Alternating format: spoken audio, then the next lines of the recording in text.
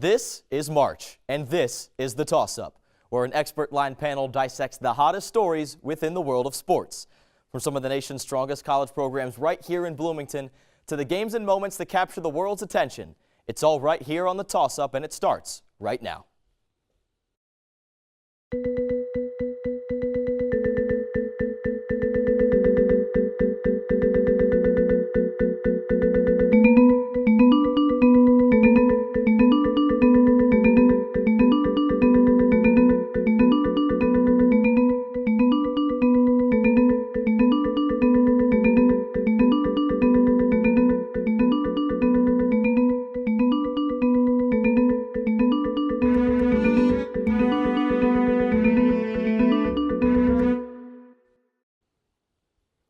Entering last year's NCAA tournament, we expected big things from Kyle Guy, DeAndre Ayton, Marvin Bagley, and Roy Williams. Instead, Ayton was bounced in the first round just 3 months before he was the #1 pick in the NBA draft. We quickly forgot about Kyle Guy and instead sat in awe of Jarris Lyles and his 16-seed UMBC Retrievers. We cheered for Porter Moser and a handful of other names we didn't really know before the big dance. What will we see this year? Will a 16-seed win again? Will an 11 seed make the Final Four for just the 5th time ever? I don't know, and neither do you. You'll fill out 2, 3, maybe 4 different brackets just to say I called that when something ridiculous happens. And I guarantee you something ridiculous will happen. Cinderella spent a weekend in Baltimore County, Maryland last year before finding her glass slipper on the shores of Lake Michigan on the campus of Loyola Chicago.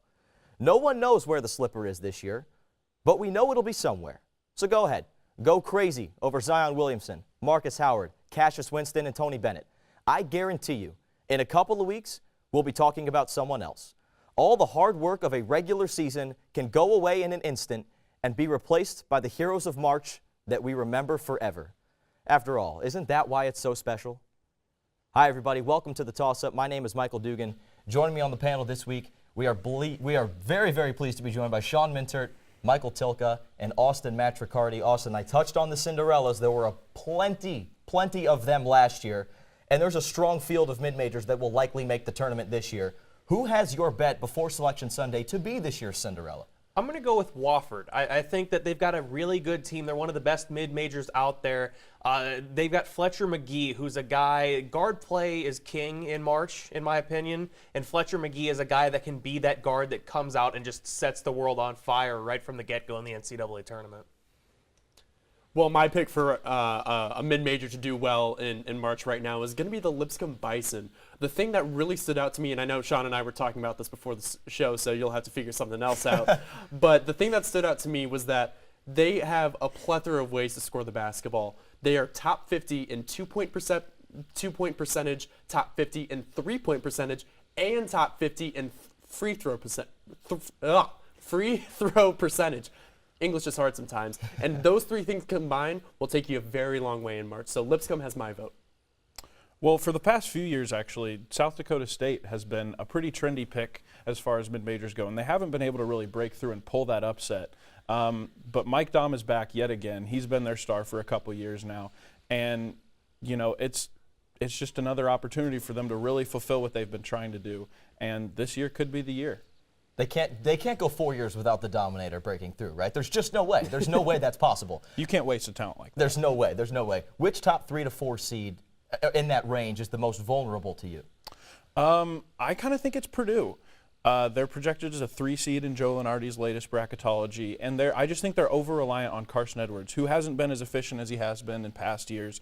In Big Ten play, he's shooting less than 40% from 3 and less than 30% inside the line, and I just don't think that's going to be enough for a Purdue team that doesn't have as much talent as they've had in previous years. For me, I think it's an easy pick. I think it's the Kansas Jayhawks. They have not played with really any sort of consistency ever since losing LeGerald Vick a few weeks ago after he was called home by his family. Udoka Azubuike has been a huge loss for them. I just really haven't seen the same output of talent that I would have liked to have seen from them this year. And it's not necessarily their fault. They were robbed of a lot of things this year, but I've been seeing leaving the dance pretty early. I'm actually going to go with the Michigan State Spartans. I think that with the injuries that they've got, Cassius Winston is a great player, but you just look at their depth that they've suffered from those injuries, and this is a team that's lost to Indiana twice Indiana's not a good basketball team. I'm not going to count on Michigan State to get deep into this tournament because they couldn't beat Indiana. Well, I want to counter that, Austin, because it's not like these were blowout victories by Indiana. I mean, Michigan State, when they came to Bloomington fairly recently, that was a Michigan State game the entire time, and they lost at the buzzer after some phenomenal defense by Rob Finney. And credit to Indiana. I get that they're sitting on the bubble right now, but it's not like losing to a team such as Arkansas State or South Central Louisiana State University. Okay, but even in the second round, it's not going to be Southwest Louisiana Tech A&M. It might be, and that's what's great about March. I don't think that Michigan State gets deep into this tournament. I think they're vulnerable. Cassius Winston and Tom Izzo are great. I don't trust them right now. Cassius Winston is special. He's Big Ten Player of the Year. Watching that's a separate show for that one. But absolutely, you can say he's special. He is special. And you don't think that Carson Edwards is going to help Matt Painter's allergy to the Elite Eight? I have a hard time seeing it. It's Purdue and Virginia are part of a group right now that I've been calling the Believe It When I See It group, because we've talked about in the past, Purdue, they've had these great setups. They're like, hey, this could finally be the year they reach that elusive Final Four or even national championship, and then something goes wrong. Virginia, prime example last year, they were the #1 overall seed, and then you lose by 20 to a team 50 miles away from you.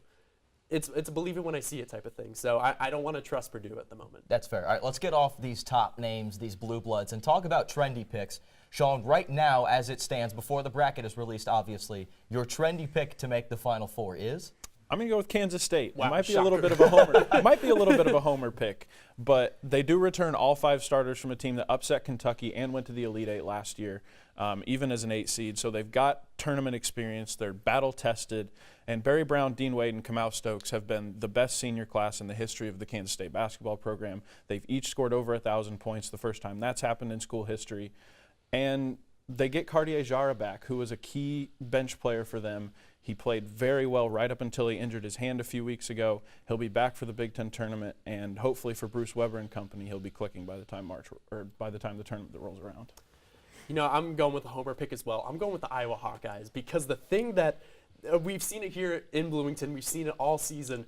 They can hit those big shots, and it's one of the biggest high-risk, high-reward teams. Jordan Bohannon has one of the prettiest three-point shots I've seen in recent history. Joe Wieskamp, shout out the MAC Conference, has an incredible shot as well. I'm really liking what they do when they stretch the floor, and they have some solid inside presence as well. I really like the Hawkeyes. I shouldn't be saying it, but they're just they're a sexy team. I think that's the best way to put it. They're a sexy team. There's one team that is probably going to end up on the one line that nobody is talking about, and I don't know why, and it's Gonzaga. Everybody, it's all Duke, it's Virginia, it's North Carolina, Kentucky. You want to talk about those teams, and I don't understand how Gonzaga is a 1 seed and also underrated. I think that Rui Hachimura, Mark Few, they've got a really good core there, and I think they're a Final Four team. They're going to be very good. I think, this Gonzaga team is every bit as good as the team in 2017 that came very close to winning a national championship. So who's your favorite to win it all? Is it Gonzaga? Gonzaga is my favorite to win it all. I was on Michigan for a long time this year, but their offensive struggles as of late have really kind of pushed me away. So I've decided that my favorite is Gonzaga now. I just really like what they've got. I'm going to go with the opposite coast. I'm going to go with North Carolina. I think they're starting to heat up at the perfect time right now. Luke May has played some phenomenal basketball. I think his senior leadership and his senior experience, he has that national title ring already. I think that's going to be crucial in a stretch like this, and I just think they're playing their best basketball right now. Michael stole my best answer again, so I'm going to go with the most talented team in the tournament. I'm going to say Duke.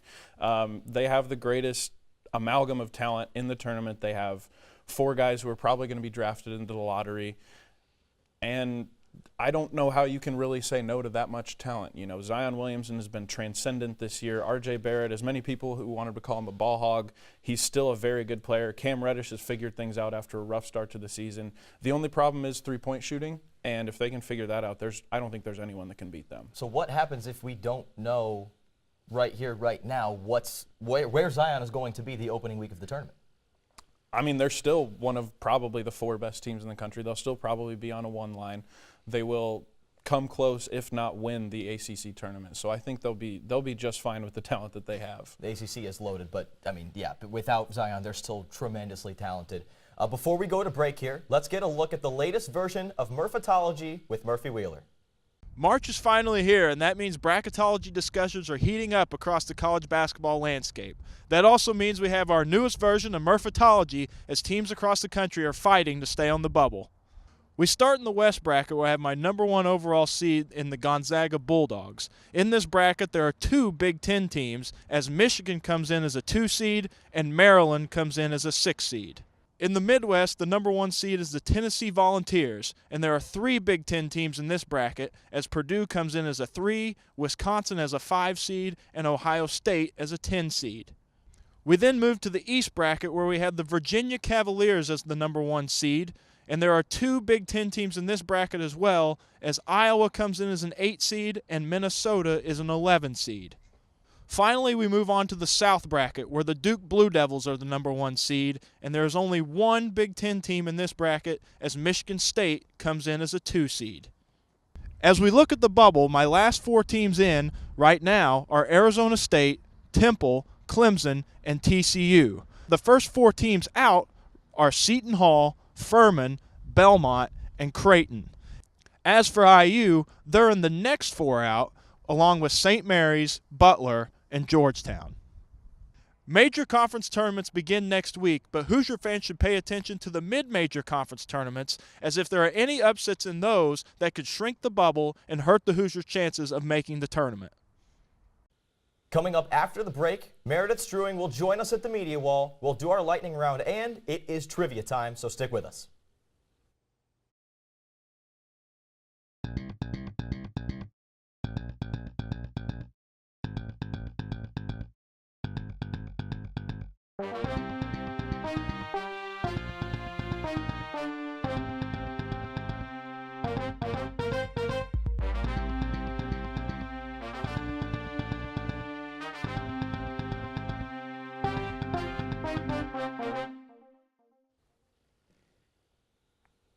Welcome back to the Toss-Up. We are talking March Madness, but before we keep going, Meredith Strewing is at the media wall with a look at a team with a very curious case on the bubble. Meredith?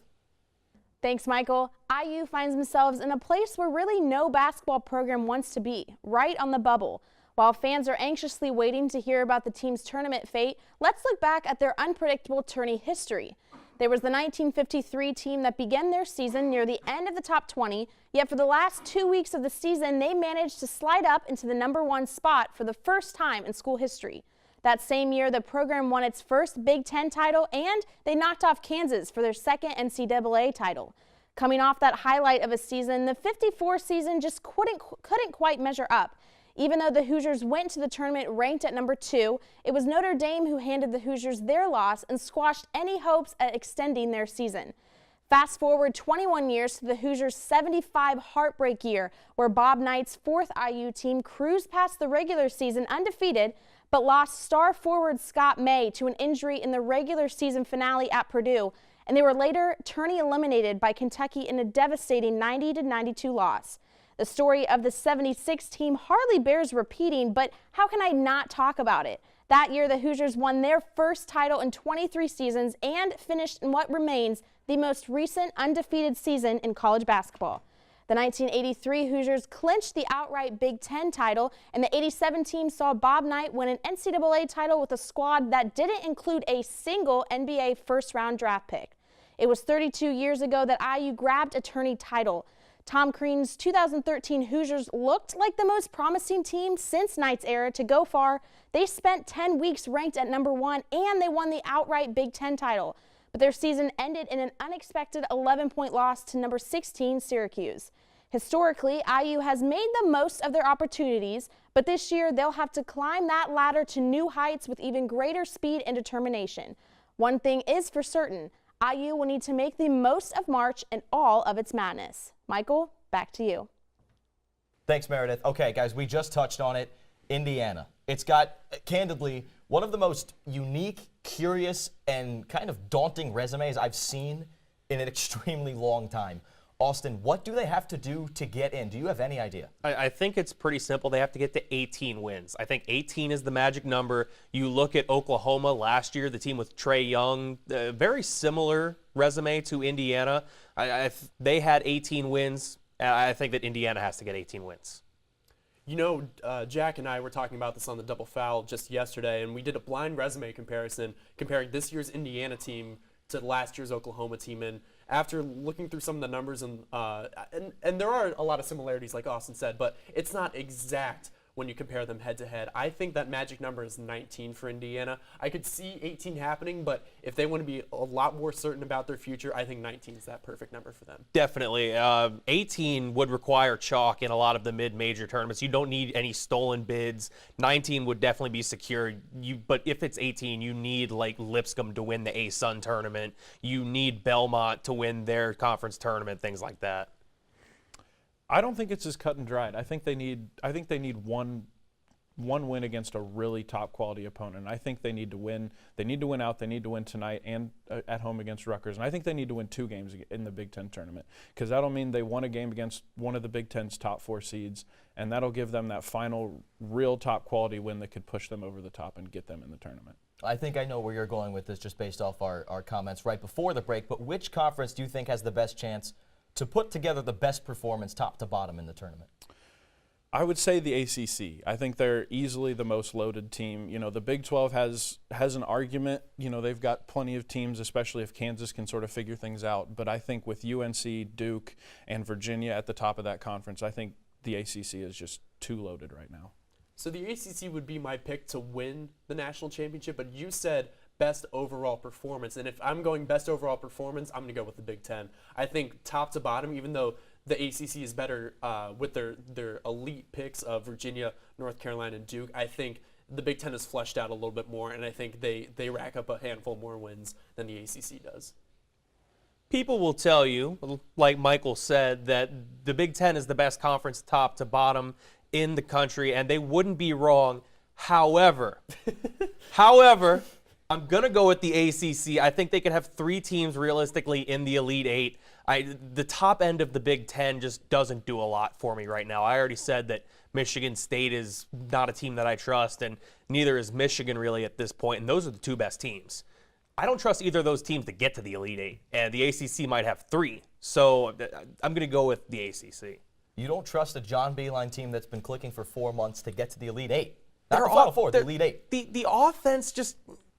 it's not doing it for me. They're really struggling on that end. Their defense is great. And if they get to the Elite 8, it will be because of that defense.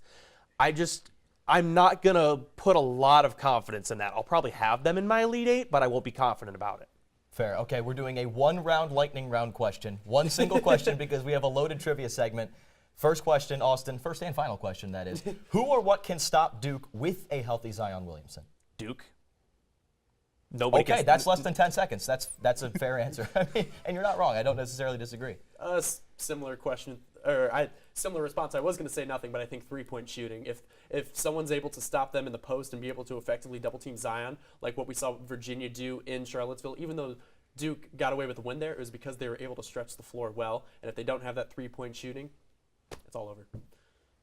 In a word, Gonzaga. Ooh. I think Gonzaga is probably the one team in this field that I could trust to beat Duke on a neutral court.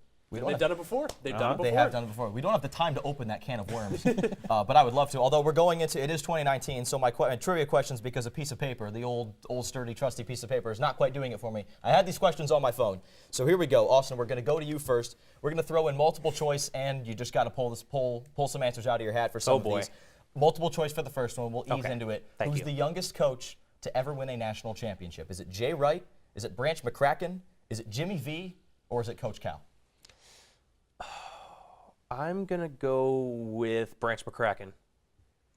My initial response, I thought it was actually going to be Kevin Ollie, but I was mistaken because he was not on that list. I'll go with Jimmy V. I'll also go with Jimmy V. It is Branch McCracken. Interesting. Branch McCracken. Gosh, this guys, year's Final Four, Sean, you can go history. first this time. This year's Final Four is in the great city of Minneapolis. Who was the last team to win it all in that city? Bonus points if you can get the year. Oof. Would you like options for this one? I would like options. Duke, Kansas, North Carolina, Maryland. I have a feeling it's Kansas. Gets me last because I think I know what the match was. I'm going to go with Duke. If I'm not mistaken, the Fab Five was beaten in Minneapolis, and they lost to a Duke squad because that was the famous timeout game, if I'm not mistaken. The Fab Five lost to Duke in Minneapolis in 1992.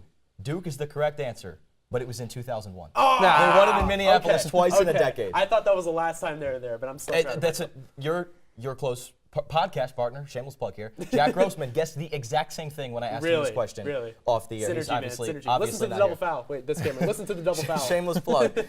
This is one of my favorite questions I have here. Which team has won a title in a venue closest to its campus? Kansas in 2008, Michigan State in 2000, the City College of New York in 1950, or Loyola Chicago in 1963?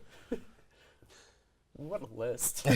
What a list. Pick your poison here. I mean, this is just... I'll go. Oh man, it's more so pairing up like, all right, what what year was that tournament in? But I will go with, shout out the City College of New York. I'll go with them.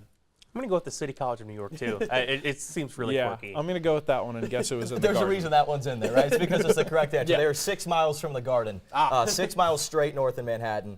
As soon as I wrote that in, I said, I got to throw in another ridiculous team that has also won a national championship because that sticks out like a sore thumb. But the Loyola Chicago Bluff did not. Are they now LIU Brooklyn or?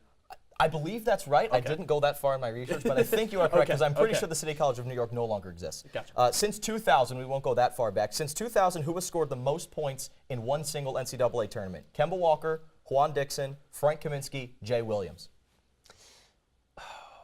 Give me Kemba. I'm gonna be grossed out if it's Frank. I hope it's Kemba. I'll take Juan Dixon. Juan Dixon. That was my second It is guess. Juan Dixon. You do not get options for this because you either know this one, you can think about it and get it, or you're not going to get it. Gonzaga has now won the West Coast Conference every year with at least a share since 2012. Who was the last school to three-peat in the West Coast Conference since the Zags? There is a NBA future Hall of Famer that represented this Future school. Hall of Famer. Oh, that future thing's throwing me Actually, off. I should have chosen my words more carefully there. I do not believe he is currently in the Hall of Fame. I'm very, very confident he is not currently in the Hall of Fame.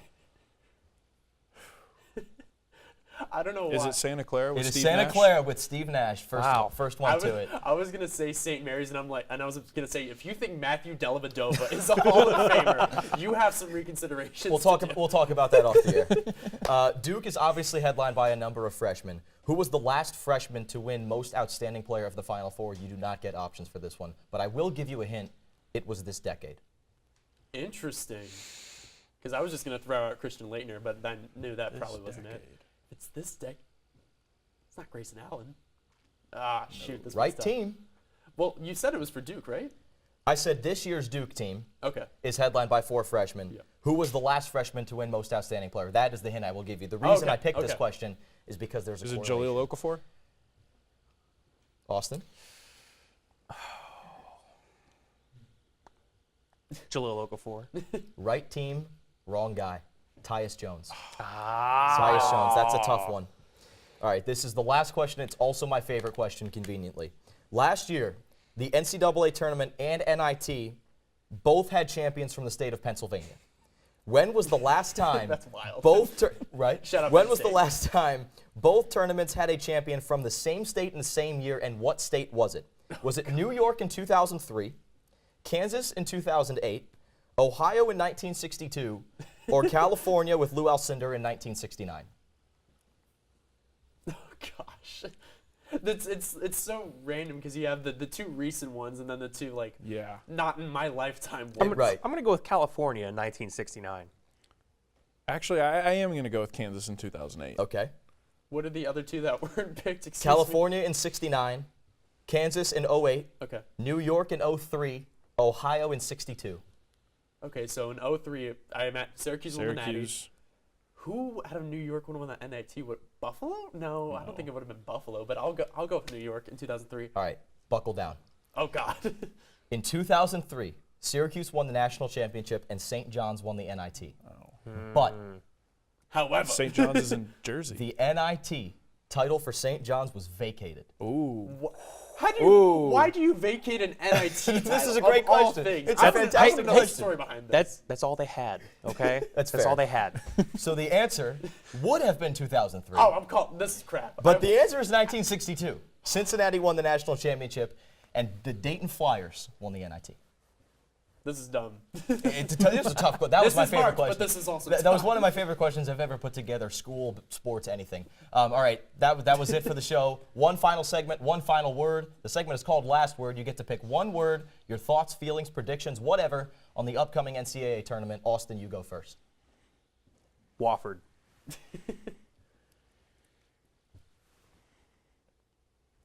It's just that. It's just 3.